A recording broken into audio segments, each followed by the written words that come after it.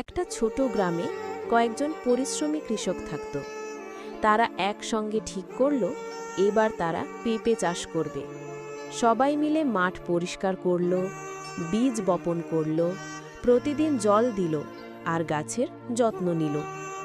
দিন যেতে লাগলো, গাছগুলো বড় হতে লাগলো।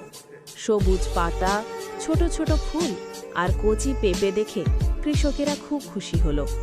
তারা ভাবল এই ফল বিক্রি করে তারা ভালো আয় করবে। কিন্তু একদিন রাতে হঠাৎ গ্রামের পাশের জঙ্গল থেকে কয়েকটা নেকড়ে বেরিয়ে এলো। তারা মাঠে ঢুকে পড়ল, গাছের গোড়া খুঁড়ে ফেলল, কিছু গাছ উপড়ে ফেলল, এমনকি কিছু পেঁপে নষ্ট করে দিল।